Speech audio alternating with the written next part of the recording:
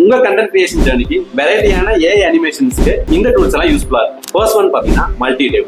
இந்த டூலை யூஸ் பண்ணி நீங்க மேப் அனிமேஷன்ஸை கிரியேட் பண்ணிக்க முடியும். ஒரு லொகேஷன்ல இருந்து இன்னொரு லொகேஷனுக்கு டிராவல் பாத்துக்கான அனிமேஷன்ஸை இதுல நீங்க கிரியேட் பண்ணிக்க முடியும். செகண்ட் ஒன் பாத்தீங்கன்னா ஆம்னி ஹியூமன். இந்த டூலை யூஸ் பண்ணி நீங்க லிப்சிங் வீடியோஸை கிரியேட் பண்ணிக்க முடியும். நீங்க எந்த மாதிரியான ஆடியோ கொடுத்தாலுமே அதுக்கு ஏத்த மாதிரி வீடியோஸை லிப்சிங்கோடவே கிரியேட் பண்ணி கொடுத்துரும். தேர்ட் ஒன் பாத்தீங்கன்னா LTX ஸ்டுடியோ.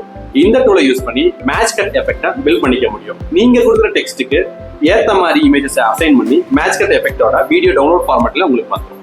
ஃபோர்த் ஒன் பாத்தீங்கன்னா டைமென்ஷனர். இந்த டூல்ல நீங்க கொடுக்குற 2D இமேஜை 3D இமேஜ் தான் டவுன்லோட் பண்ணிக்க முடியும்.